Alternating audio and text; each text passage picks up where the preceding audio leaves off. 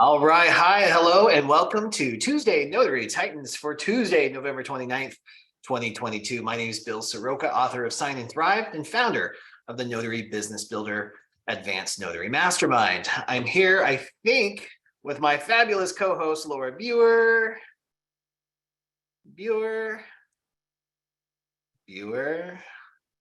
She's getting in sideways as well, too. I think she's teaching today. She'll be popping on here in just a minute.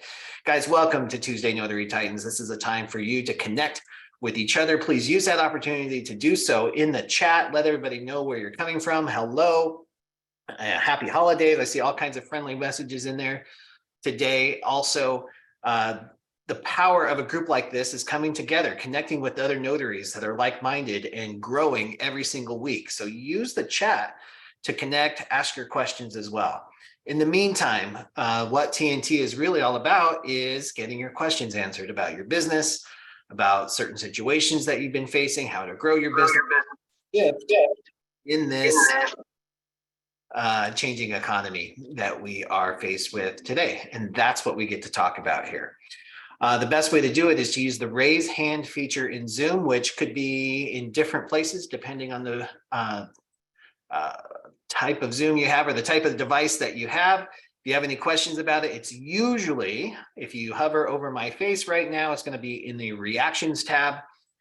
So you can hit the raise hand button. When we call on you, please tell us what state you're in and then ask your question directly. And if we need some follow-up information, we'll ask some questions for you. And then you can mute out and we'll do our best to answer your question or give you some perspective on that situation. Laura Biewer, are you here? Biewer? All right, we'll give her just a couple more seconds to join us as well. Guys, I'm going to be leaving early today. Laura's going to take over the call starting at 12:30 Pacific, so right at the halfway mark. But in the meantime, we can jump in. I see Gia's hand has been up first. Again, that's 2 weeks in a row, Gia. Might have to come up with a trophy if you do it next week. Thank you. I just tried to get in because, of course, I'm multitasking. Thank you so much to you and Laura for having this again. Happy following Thanksgiving week. I'm in California. I'll go right into my question. Sure. Is it okay, like when you're doing the signing, are you giving them legal advice if they say on the disbursement form it says ABA number and they say, what's an ABA number? And of course it's a routing number, but most people don't know that it's a routing number. So is it okay for me to say that? And I have another question as well. Yeah, that's not legal advice in any way. That's just giving them a brief description of what ABA means. Okay. What I would avoid, though, just as a follow-up, is don't get suckered into writing that number for them. Not that you're in this situation, but I used to get asked all the time, will you write my account number? Can you read this off the check? Can you do that? And that's a slippery slope sometimes. I just got that part out there. Oh, Laura's here. All right. Hi. Gia, go ahead. Feel free to ask your second question. Yeah. So you said don't read them any information. I say, can you read this to me? You can't read them any information. You can't get into that, right? More the writing is what I would avoid. Don't write it in for them. If they want you to read their number, I don't like to look at people's stuff. But there are certain situations you might make an exception, right? Maybe somebody just doesn't see very well. They forgot their glasses. You don't have any readers for them. I mean, those are like weird one-off situations anyway, but you just don't want to write in the numbers for them. Okay. And then thank you so much for that. And my second question is, do you ever charge to have a credible witness? I'm sorry, not a credible witness. Do you ever charge to bring a witness? And if you do, how much do you charge? Yeah, great question. So I just want to delineate the difference there. The credible witness, you do not ever charge for. That's a human ID. But for a witness, if you're asked to provide a witness, a document witness for an appointment, yes, you can absolutely charge for that. And I always do. And I started out charging $50. Mainly because I didn't want to provide the witness, right? I didn't want to go through that. Didn't want to start calling my friends and other notaries to do it. $50 used to inspire the signers to find their own, call their neighbor, call a friend, call somebody over to be that witness. I have noticed just this year that $50 is no big deal to people. $50 is like the old $20. So now I upped it to $75 to kind of get that same reaction. I'd rather they handle that. I'd rather they find the witnesses. But if they're willing to pay my witness $75, I'll find somebody. Somebody will give me an hour of their time for $75. So that's kind of the ballpark that or the general price structure I use for that. Thank you for that. I really appreciate it. Yeah, you're very welcome. Great questions. Thanks for being here. Let's bring up Laura Biewer, the fabulous co-host of Tuesday Notary Titans. Laura, are you ready for us? Laura Biewer. Well, she's here. And unmute. Let's just give her a minute to hop on here. Laura's got such fabulous and important perspective. We'll make sure we get her on. Okay. Well, Laura, we're here for you and ready for you. When you're ready to unmute, turn on your camera and pop in. Let me know. Yvette Laria, thank you so much for being here. You want to tell everybody what state you're in and how we can help? Yes, I am in Colorado. And I just had a question around the estate planning documents. Excuse me, recovering from a cold here. Has there been a scenario, or do we run across scenarios where someone would be signing in a representative capacity that is for someone that the settlers, let's say, right, the folks that are actually creating the trust, are they allowed to have someone sign in a representative capacity for those documents? Or so that's kind of one question. And then related is, are there scenarios where in general we would run into that with any of the other parts of the trust that there would be a representative capacity that we would need to just work with? So I hope that makes sense. Thank you. Okay, yeah, great question. Interesting. I'm just trying to think back if I had any specific situations I can draw from here. So here's the thing, like, first, it's not our place to decide that. So like relieve that from your pressure, right? You don't have to worry about whether it is legally acceptable for somebody to write in representative capacity or sign in representative capacity, as long as you're able in Colorado to notarize representative capacity. That's what you would concern yourself with, right? Like, so we would never say, oh, you can't sign on behalf of this person because it's not legal. That's outside our lane. That's legal advice. So we don't have to worry about that. And what I would normally say is that you can have representative capacity on virtually any document, right? We don't know what the situation is. We don't know why someone wouldn't be physically able to be present and sign. Maybe they're traveling and this is really important, so they assign an attorney in fact to handle that. For specific estate, oh, here's Laura, perfect. Laura, did you hear that question by chance? No, I was logging in. Good. I'd like to hear your perspective on this. Yvette just asked, are we ever going to be faced in estate planning type documents, like in a living trust, or would we ever be faced with somebody signing in representative capacity if the signer wasn't physically there? Well, yeah, attorney in fact would be an example of the signer's not there and they have somebody representing them signing documents. Typically in a trust, that's not normal unless it's a restatement. And that's because the original documents had to have been created first to have a power of attorney to let somebody have that power. So I've never handled an initial estate planning presentation where somebody was signing for somebody else. I have done that when it's a restatement of that trust, which means now there's already been an assignment of a representative capacity for the spouse, let's say. And now in this restatement, they're signing for themselves and for their spouse. That's when I would see it. Perfect. Yeah, that's exactly the situation I was having too, Laura. I've never actually done that, but I don't think there's no rule that you know of that says that it couldn't be done.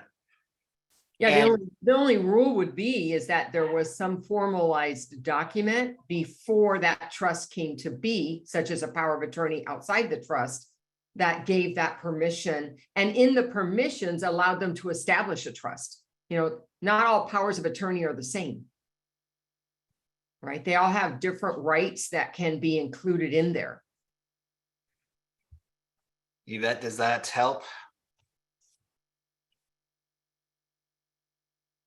It does.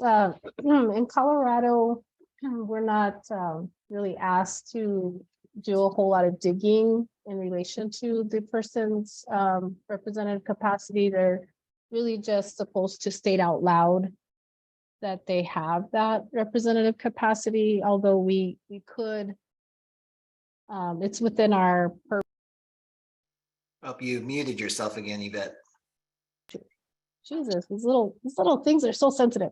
But it is also a possibility for someone to ask for more information if we needed it, but it's not something we have to have. But I was just curious with estate planning documents, just because they are so, so permanent in so many ways that, are there any just best practices around that in general to be mindful of?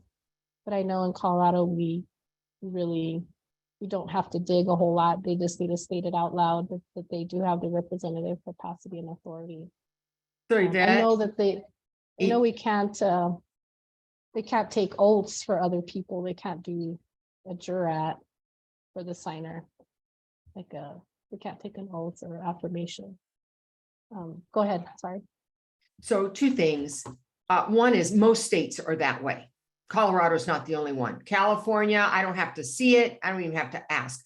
But you said a phrase that I think is really important to point out, and that is what would be a best practice? Because the laws in our states, except for some of them in this area, are very nilly-willy with it. And so it doesn't protect me as a notary. And I was just depositioned because of this exact thing. When they said, did you see the power of attorney? So you want to ask, that would be the best practice is, do you have that power of attorney for me to see that you have the permission for this particular activity, right? Whether it's financial or building a trust or giving away money or whatever it is, that would be your best practice. If they didn't have it, however, you could not legally stop that notarization because it's not required by law for you to see it, but you could then have them acknowledge out loud, I do have that capacity, and it includes me creating a trust or whatever it is. Then I would note it in the journal so that if it did come out later, you've not only done legally, you've gone beyond legally what is required in that case. So does that make sense? And for everybody else listening, except for a few states where it's required to see it, most of us are in the same boat. Excellent. Wow, Great. that's great. Thank you so much. That clarifies a lot. I appreciate that. You're welcome. My pleasure.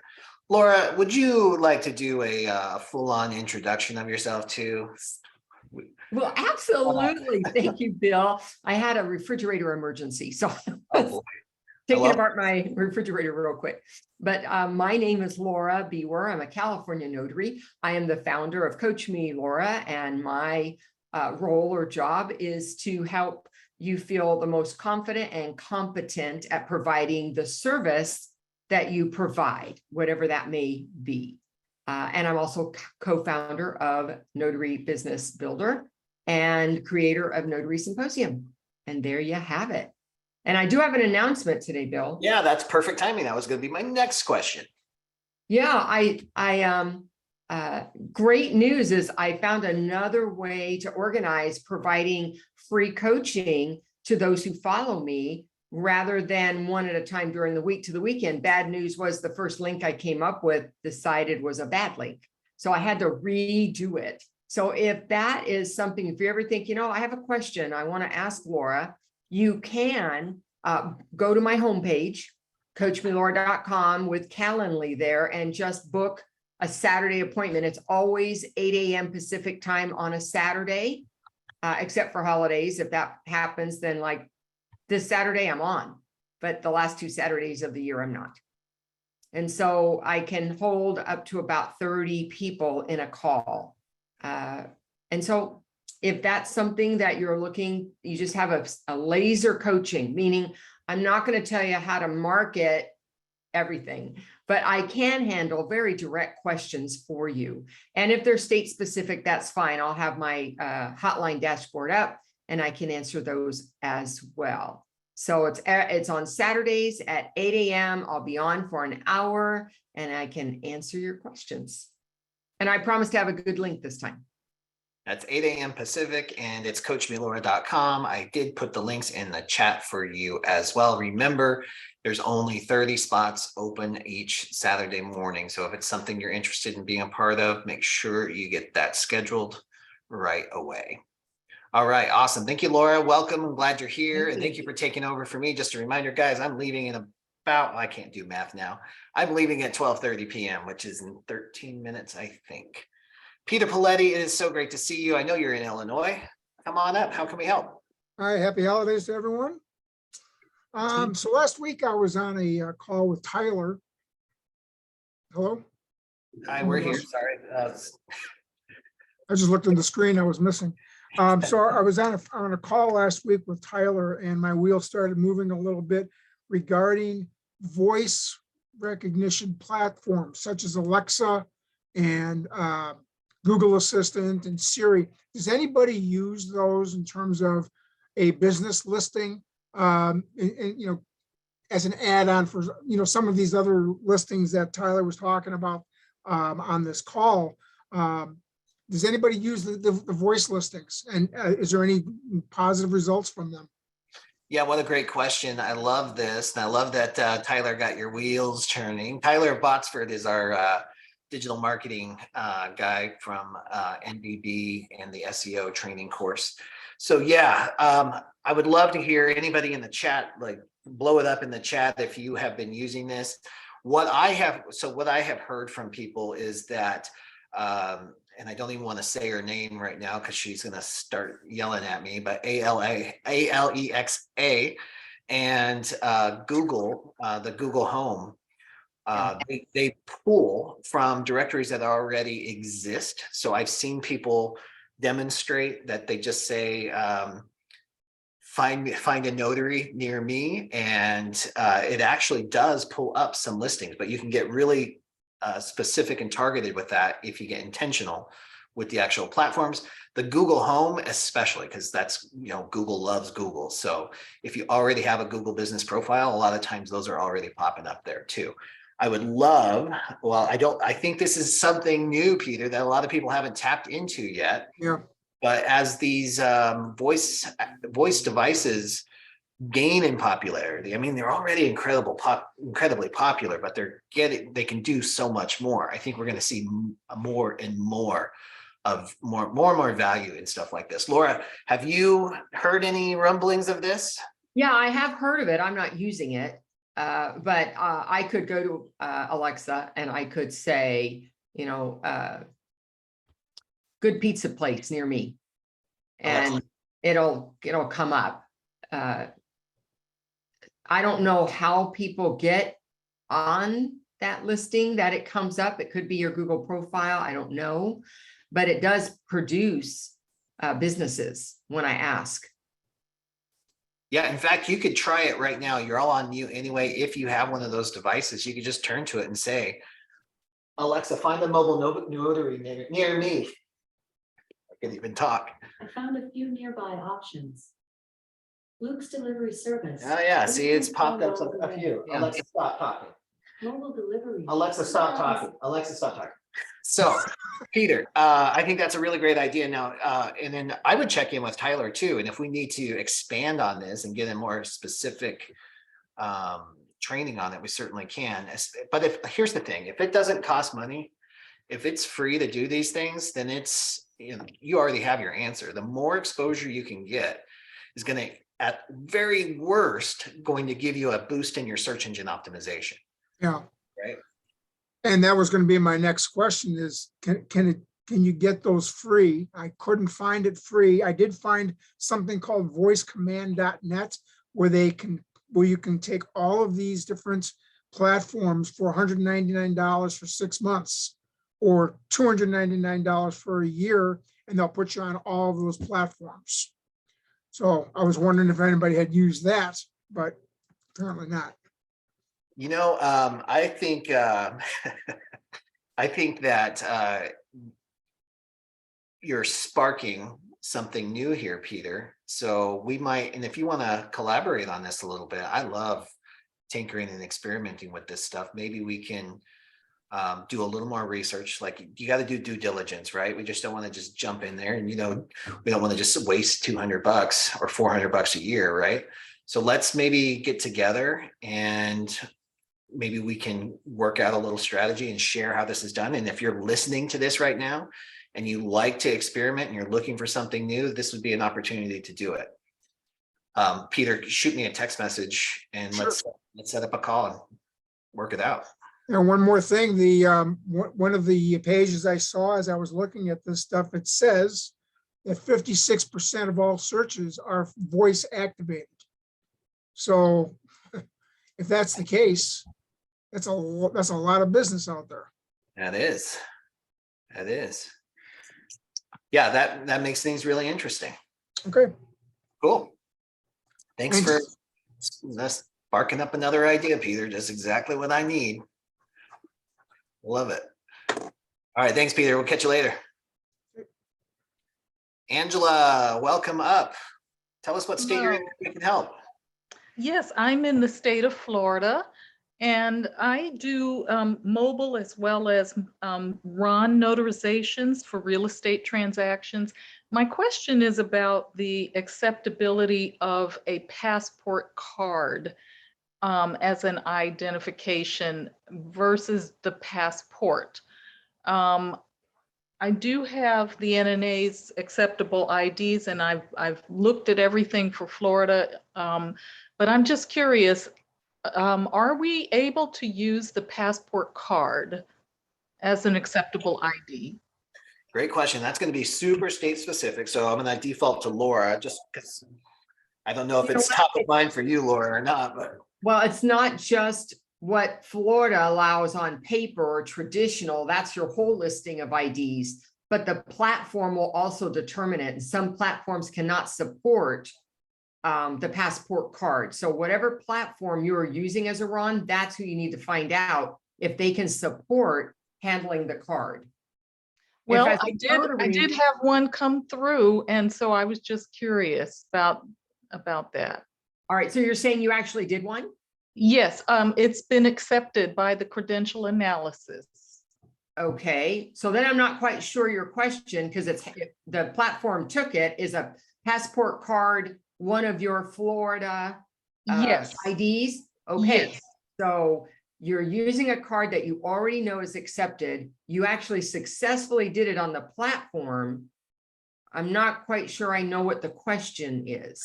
Well, I just wanted to make sure that going forward, this is I haven't notarized for this person yet, but their ID was uploaded successfully as the passport card from the United States. I just wanted to make sure that the card versus the passport book itself is acceptable, or has anyone else had any experience with that?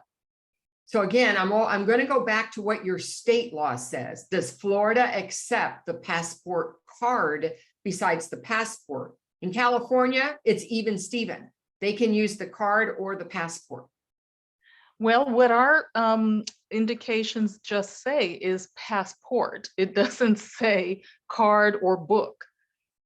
So that might be a Secretary of State clarification do they treat the passport card the same as the passport? In California, they do, Okay, by paper. So I guess you always start, here's my point, guys. You always start with what's the biggest number of IDs I can handle? What does my state say I can handle? Then if it's on there, beautiful. Then the next level is, does the RON platform I'm using support that particular card? So if you're not sure if the passport and the passport card are treated the same, then you need a clarification from your Secretary of State. I believe they're going to say they treat it the same. And then the next question would be, okay, can Ron handle it? And if it can, great. Now you know you have another ID that you can use. all right, thank you so much. You're welcome. Great question. Thanks for being here, Angela. All right, got a quick announcement real quick before we move to Lewis.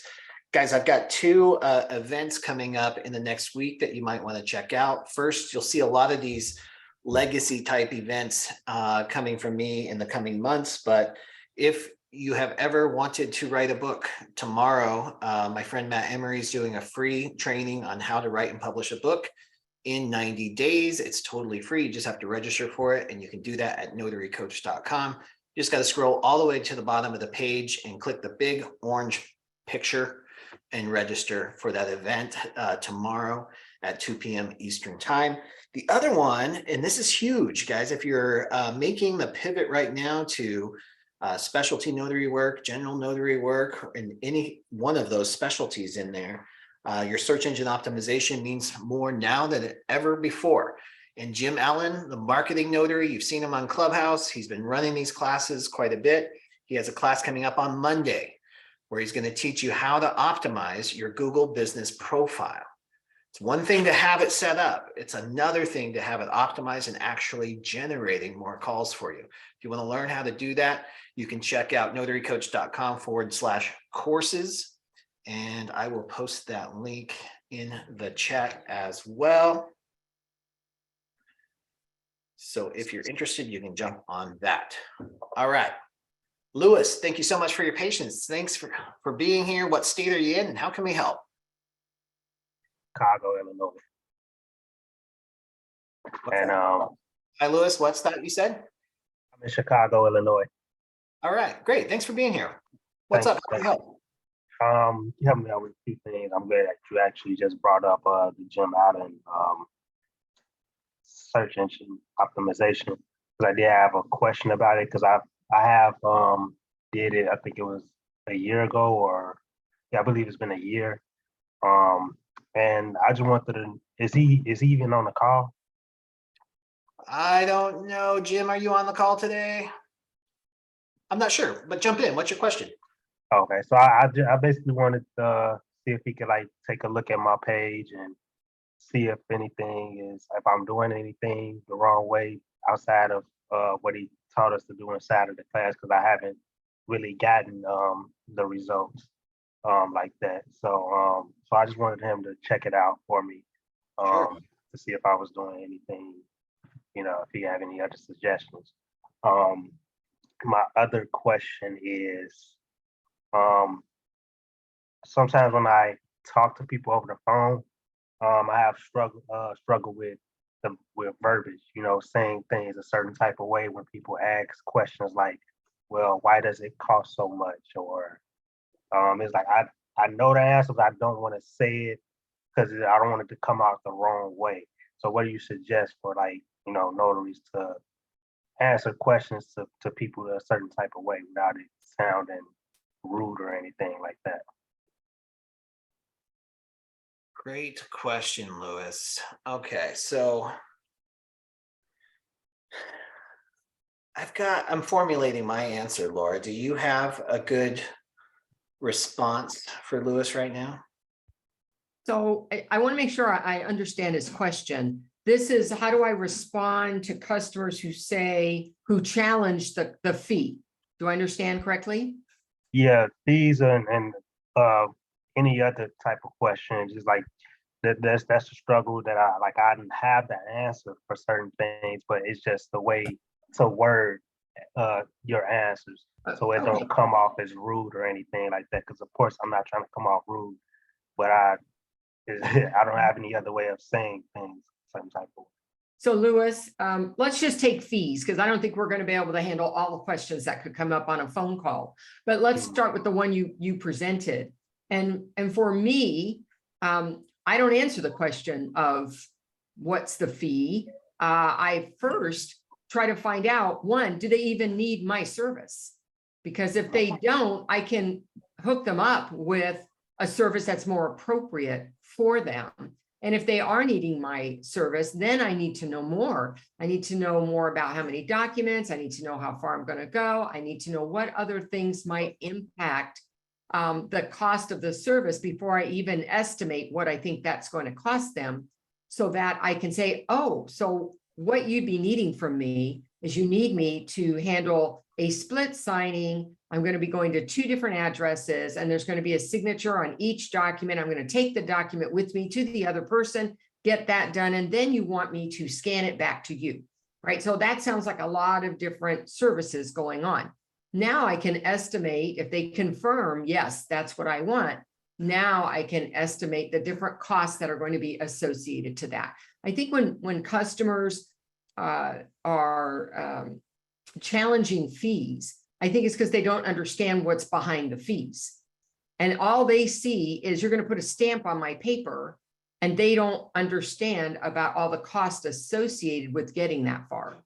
So that's how I address it, is I tend to ask a lot of questions so I understand their situation. But the very first question is, do you need mobile service? Do you need me to come to your home or to your office?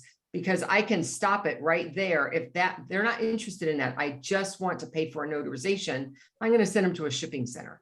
And of course, not just any shipping center, one I have a relationship with, because I send my customers there, and then she sends them back to me when they need mobile service. So I hope that is helpful for you. Bill? Laura, I think that's great. I love that. And so for me, Louis, the important part is to take control back of the call, because the first question anybody asks is, how much is it? And the reason they ask that is because they don't know what else to ask. Sometimes they care about the price, but most of the time they're just like, I don't even know what's happening here. Somebody just said I needed a notarization, so I'm going to ask the price. So I like to take control over that and change it to exactly what Laura's talking about. Start asking probing questions that demonstrates that you're an expert, and it builds rapport. People work with who they like. They'll pay more if they like you, if they trust you, if they know that you got their back. That dissipates the price objection for most people. Because one thing that's really important for us to remember is, and this I think speaks to your point, Louis, you're used to hearing the same question over and over and over again. You got your answers, but it's real easy for us to get jaded.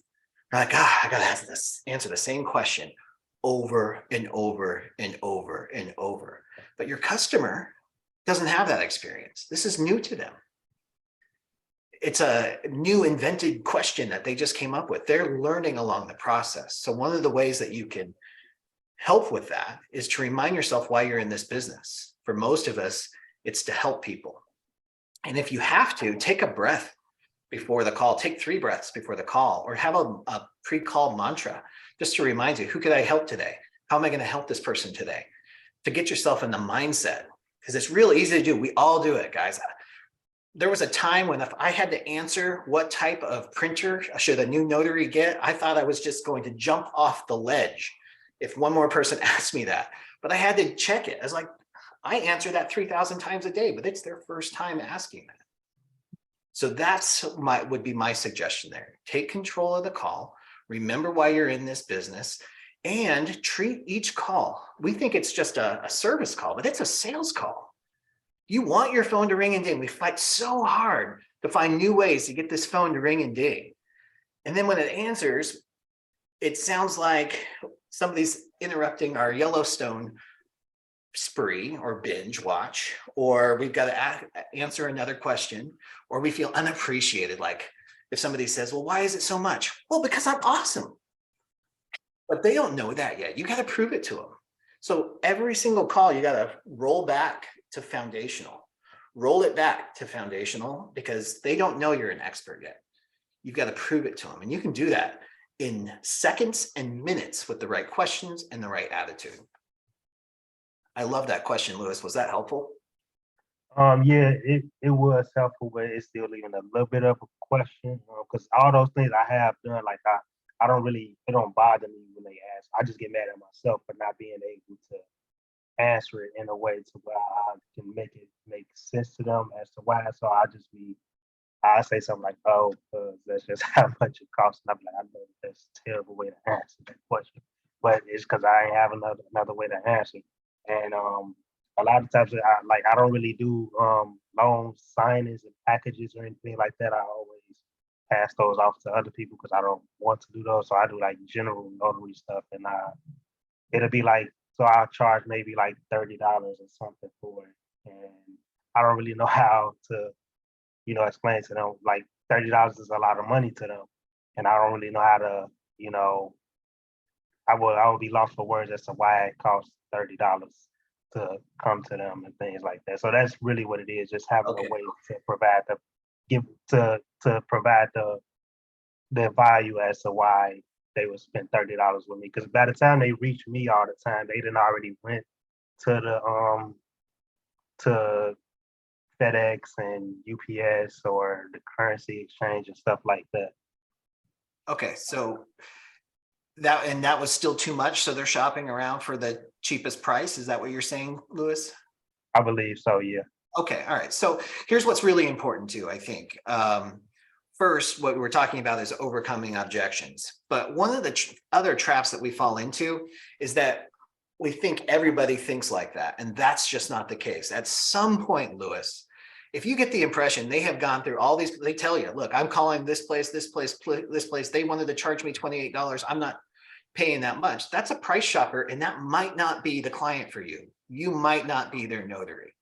And it's okay to let those go. You don't have to beat yourself up. You don't have to beat them up over it.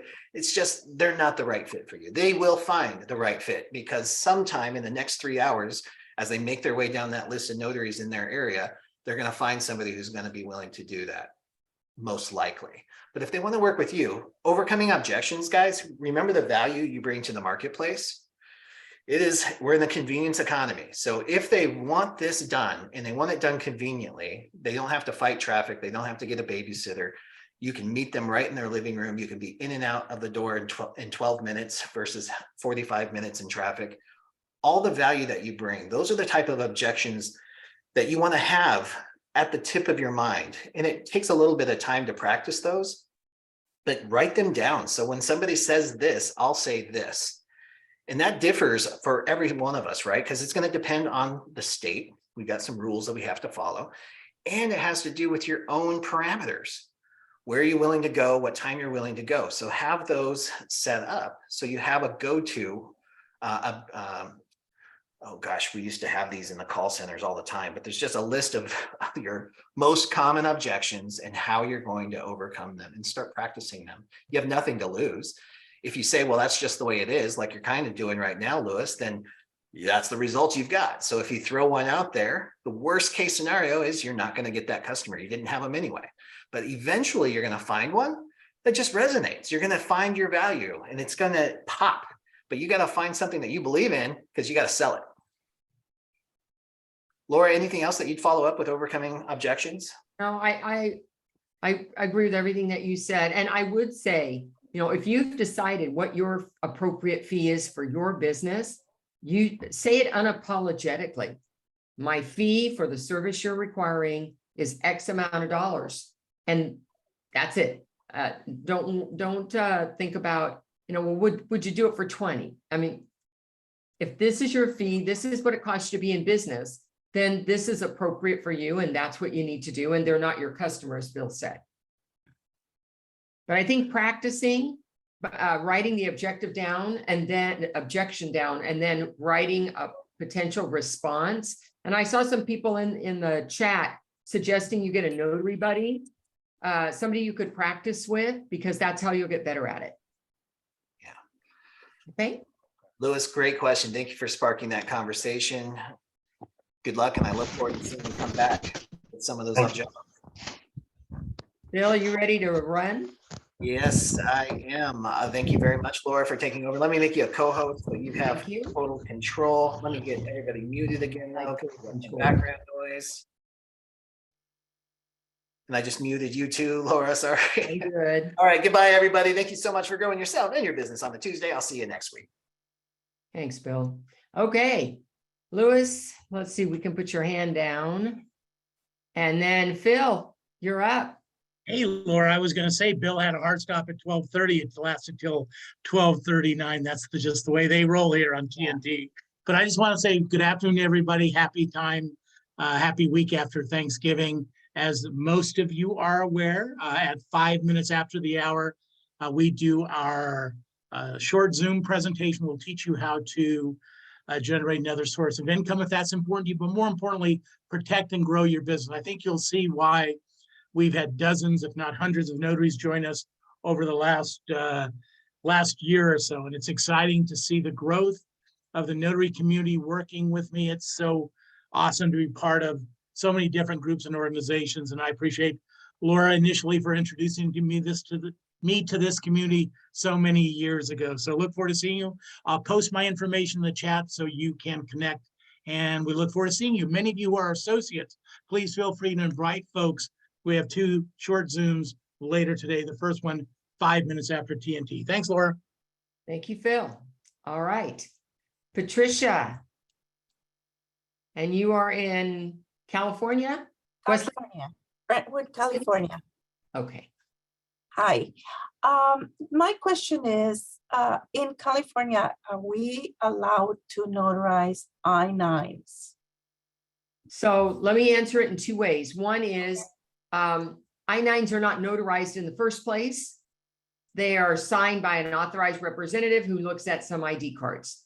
The second thing for California specifically is we're not even allowed as a non-notary to, it's not notarized, to handle that document in any way, even as just a private citizen. Okay. We're forbidden by our Secretary of State. If we hold a commission, even though that document is not notarized, we are not allowed to handle it unless you're an immigration specialist and you have to be bonded. So if you are a bonded immigration specialist and a notary, then you could do it. But if you're just a notary, then the answer is no. Okay, because I did take the immigration consultant course, but then when I did take the course, the guy that I took the course through said, you need to give up your notary commission. Well, that's not true. You don't have to give up your notary commission, but you need to get a bond. It's not enough to take the course. Right. You have to be bonded, and that bond is very expensive. It's $100,000 bond, and it could be $1,500 to $2,000 for only 2 years. It is. Right. Yeah. So you got to think about how much work are you going to get to pay for that? No. And there are I backed out of it. I Okay, decided and to there's some keep my notary restrictions. commission. because Yeah. you can only charge $15 per form. Right. Yes. Right. So, I mean, to me, it's not worth it at all in California. In many other states, no issues like that. But in California, there is. Okay. Okay. Thank you. You're welcome. Okay. Donald Daniels, where are you from? Hi, good afternoon. Thank you for inviting me to this great Zoom meeting. You're welcome. My name is Donald Daniels. I'm from New Jersey, Franklin Township, Franklin Park. And I've been a notary for about the past 6 months, but I'm having trouble trying to find a mentor to go out with, or a mentor or notary buddy, like you guys discussed a few minutes ago. Should I approach a realtors, go in that office, pass out some business cards? How should I tackle this thing here? Okay, first of all, if there's anybody in New Jersey in the chat that might want to help Donald by talking outside of this call, that would be lovely. And if we have anybody, check the chat, Donald, to see if there's anybody who stepped forward. Then in terms of, I think you need to make a decision. Are you talking about doing general work or specialty work in New Jersey? Well, I'm kind of new to it, and I want to get into the mobile part of it. I do have a sister that's up in Pennsylvania. She's been a mobile notary for about about 3 or 4 months, her and her husband, but she just lives too far. She's about an hour drive. So I was going to buddy up with her, but that commute is just too far.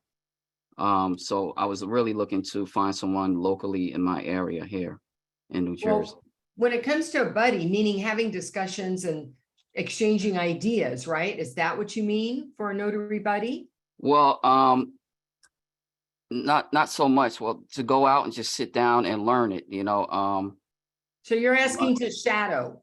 Right, exactly. And so what I'll tell you is that some notaries in loan signing world, absolutely not. In Okay. specialty work, you might be able to be a witness, play a role so that you could be with a notary and watch the process. And so I don't know if we have anybody that's going to be closer to you that might be willing to do that. But of course, there are many times when confidentiality is a problem to have somebody who's not participating in the job. So for instance, as a notary myself, I use other notaries as witnesses so that they have a chance to see how a loan signing works out, not loan signing, but as estate planning documents, how I do that. And they act as a witness. So they're there for the assignment and they have a reason to be there. So, I'm not saying that you won't find somebody who would allow you to accompany them on an assignment. But there are other ways. Oh, and somebody's put a phone number at Essex County. I don't know if that's awesome. close. All right. So Lisa, Donald, there's I'll a phone give her a number call. in the chat. So she might be able to work with you on that. And I would not just go around giving my business cards, although business cards are a good idea. We want to find a connection. That's Right. really what we talk about on this call. Right. One more question. What's the best signing, the easiest to do as far as a loan applications and things like that as a brand new notary? Where it's not too many documents involved. Loan modifications are pretty small packages. Those would be pretty easy, I would think. There's not much to those. I don't know. I don't see them as easy or hard. It's just more documents or not. Because you're going to do the same thing regardless of what the document is. You're going to look at it, see if it needs to be notarized. If it's just to have a signature, you're going to present it for signature. If it needs to be notarized, you're going to add that extra step of notarization. You're either going to do it 4 times or you're going to do it 400 times. It just depends on how big the package is. Got you. Thank you so much. So it'll be the same thing over and over, but it's just be different documentation. Okay. Yeah, the thing is that in loan signing, there is additional knowledge and skill you should have so that you're comfortable presenting the documents. And I don't know if you're certified in that yet. I did get certified and through my state, and I do have a commission number and I have 50,000 of insurance. So Donald, I just want to be clear that having a commission is not what I'm talking about. I understand you have a commission. I'm asking, did you take additional training so that you could have a different certification on top of that called loan signing, notary signing agent, something like that? I didn't yet, no. Okay, there's a big difference. And so when you take something like that, it gives you an idea of what's going on with the package, who are the players, and an idea of how to present the documents. And before you take on loan signings, just know that you're not likely to get that work because there's a bunch of us who've already taken that training and we're already qualified and we know how to present the documents, right? So you're not going to be able to compete with people who are already certified. It's not that there's a law that you have to have it. It's that it's an expectation and they're not going to choose you. If you want to go down loan signing path, if you want to do specialty work, you don't need anything extra. You just want to make sure you're competent and confident at customer service work. Right. Going in and taking a look at the document, knowing what to look for. Did you take any training to get your commission? Didn't. I just took the test online. Okay. And did they require a class before you took the test? Yes. Okay. So did that give you enough confidence that you're competent at performing a notarization? Yes. I'm pretty comfortable sitting in front of a client and talking to them. Beautiful. Then you've got your basics already. Hook up with a notary buddy So you can talk a little bit more about that and think about how you can make connections in order to get the work. And using a business card is certainly very appropriate, but going to business to just hand your business card isn't going to get you a lot of mileage out of that. What you I want figured that, because Yeah. that's what my sister told me to do, just hand out business cards, but I said, that's right, not gonna work. So, Yeah, I'm not going to tell you not to give somebody your business card, but before you give them a business card, there should be a connection that's been made first. right. Okay, thank you so much. I appreciate it. You're welcome. Thank you. All right. I'm going to lower his hand. Lisa. Hey, Lisa, unmute. What state are you from? I'm from New Jersey. I'm the one who said to Donald to call me. Okay, great. Hi, Lisa. Hi, Donald. I think that there's a lot of conversation that has to occur, so to make you feel comfortable in doing what you're doing. But anyway, I wanted to call because I see on a lot of the emails Bill is sending out, and I'm hopeful that maybe you'll be able to go on his, address it. He's been sending out a lot about fingerprinting. And I just wanted to know, because I have been doing fingerprinting for quite some time already. And I wanted to know if there was any I don't believe there's any certain licensing, but wanted to know what you can share. So I don't know the specifics of the training that is being provided in that starter pack. What are you live scanning or are you ink printing? I am ink printing. I have the FBI forms that they require. I've been doing a lot for the increase in gun permits and for people who are in the medical profession that are needing to have them for hospitals and nursing careers. Sure. So okay. those. So I don't know what more you're going to get from his course if you're already doing that, other than if you're interested in doing live scan. No, I just wanted to know because I didn't know if it was an additional license, which I didn't believe that it was. I did look on the NNA and I looked at, on my state site and I didn't see anything. Yeah, so I can't speak to your state. If you look on our SOS, we are required to be registered with the Secretary of State to do fingerprinting. So I don't know. I doubt this is going to be state specific training, but if you're not finding anything on your Secretary of State's website about having to be registered with them, then you probably don't have anything. Not every single state has that requirement, like we do. And I really can't address very much about what is in that course that is going to be happening. But if you want to learn about that course, didn't he offer a webinar, guys? Isn't there going to be a webinar? Does anybody know about that? I don't remember. I remember he sent out a couple of emails about it. He has sent out some email, and you might have to go back and read them again, because I'm not interested in fingerprinting. That's not something that I do, although I'm registered with the Secretary of State and I've got a couple of years experience, and I decided not for me. And so that's why I'm not paying attention to those emails, but you might have to go back and reread them because I really don't know what he's got. Yeah. It was a webinar. It was yesterday. It was yesterday, but Yeah. if it was yesterday, he probably recorded it. Yeah, but there's a December 5th also, or a 7th. December 5th and 7th is another. Oh, there you go. So there's some coming up. Yes. Right, but I wanted to know more specifically. Okay. So I can't help you with that, Lisa. Okay, What no I problem. can tell you is that if you text Bill at his cell phone number, then he'll respond to you. Okay. No Okay, do you problem. have his number? No, I don't. Well, hold on, and I'll get that for you.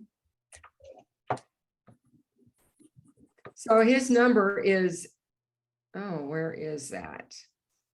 Bill Soroka, here it is, 602-309-0706. Okay. Okay, so give him a text, don't call. Text Okay. it. No, Tell I him- will. No, thank you very much. You're welcome. Thanks, Lisa. Okay, never mind. All right. Well, we have 5 minutes left and I don't see any particular hands going on up. Does nobody has any more questions for today? Yes, Kay Hill. Oh, Kay Hill, did you go? There you are. Hey, okay, so I just received my commission certificate today. I went down From what state? from Tennessee. Okay. And so I've prepared all the things. I have my marketing materials, I have my checklist, and now I'm getting stage fright. So I was looking for any suggestions to get over that. Just do it, because I've taken the trainings, Sure. but I haven't actually done any notarial acts. So how, to get over like when I first sit down with someone for that first one. So first of all, you're in good company because a lot of people experience that when they first get started. Very normal. Second would be, is the stage fright related to sitting at a table face to face with somebody and you don't know what to say versus you're not confident about your notary skill? Which is it? I think the notary skill, because I don't want to miss anything and I don't want to mess anything up. So I have a couple of suggestions. Of course, one suggestion could be doing mock documents. Download some documents off the internet that have notarizations on them and practice with a friend and let them be the signer and practice what you're going to say and have them sign the document and notarize it. Make a photocopy out of your journal so you don't mess with your journal and do it that way. Another thing, if you feel like, well, my friend won't know if I'm doing it right or wrong, I do suggest my real world training. That I think I've done Tennessee already. And that's about a 2-hour course where we review the statutes, then we practice on 12 different documents that are common everyday documents. And probably the first 4 or 5 would be your state. And then the other ones are common documents that people pull off the internet from who knows what state and present it to you. And we go through how to figure that out. What is it? Can I use it? If I can't, what do I do? Is that an act in my state? All of that. And you can find real world training at coachmelora.com/the word real, REAL. And then just look for Tennessee. okay. All right. So maybe doing that and then working with a friend to do a couple of mock ones. And then you got to do it. You Okay. got to do it. Okay, thank you. You're welcome. Okay, Paula. Let me see, Rodmaker in Arizona, that's me. Paula? Yep, Okay, that's me. I had to find the mute button. Hey, I had a signing today, a general notary thing, general signing. It was, what is it called? Oil, gas, lease. It's a form, and it's just acknowledgement. But on their signature line, it's got their name and it says trustee. So I told them that you're gonna have to sign exactly the way they want you to sign is your full name like you did, comma, trustee. And he said, no, I've done this before, I'm not gonna do it. So, yeah, I already notarized everything and I just saw that, oh, it's trustee, comma, trustee. And he said, no, I'll take care of it myself. I never had to do it before. So, because it's an acknowledgement, everything's good. I notarized it. I said, please give them a call and make sure because it's not gonna go through. yeah, we cannot force a signer to sign a particular way. We can point something out. But did you have instruction on that job that you were required to have them sign in capacity? No. Okay, so it may not have needed trustee. The signer may have known more than you did about his document. And so Right, that's I why we just don't- said, I just said before I leave, just to verify whoever gave you this form, just check with them. Because I'd hate for it to come back if you needed to do Sure. that. So Well, they, I want you to remember that the signature line of yeah, a document is a Yeah. legal instruction. It is not the notary's job oh, to- good, or that gets done or not. oh, perfect. What if it's a jurad? It doesn't matter what the notarial act is. The signature line to Yeah. a document is a legal instruction, which means we are not giving legal advice. Because we're Perfect. not attorneys. So unless you're an attorney, it's not your job to tell them how to sign. And whether it needs to be in capacity or not, the signer is supposed to know that. The exception is going to be when we do loan signings and the hiring company tells us it needs to be signed in capacity. Then we can pass along the message. Oh, okay, that's what I got it from, because loan signing I've done plenty of. One more question, and on the form it says reside in, after my name, after everything, the bottom line would be reside in, that would be me. I just put a line through it and initialed it. Is that good? I'm not understanding what you're saying. Okay, it's like a signature at my name and then print my name. And then it asks for my, what is it, commission expires. And then Okay. underneath it, it says reside in. Oh, reside in. So they Yes. want like the city and state or county and state. Oh, wow, I just put a line through it and initialed No, it. you should fill it out. I never did that. Okay. That's a boo-boo, huh? Now you know. I'm Now I glad we know. can help you. Oh, well, I'm not gonna go We'll back, help you for the next one. right? Okay, thank you. You're so welcome. Now, guys, it is 1 o'clock. So I'm going to stop taking any questions and tell you how much we appreciate you guys joining us today on your Tuesday to join us and ask questions or listen to questions or chat. I know there's a lot of action going on in the chat while we're talking. So appreciate all that support. And I look forward to seeing you next Tuesday, same time, same station. Have a good one. Bye.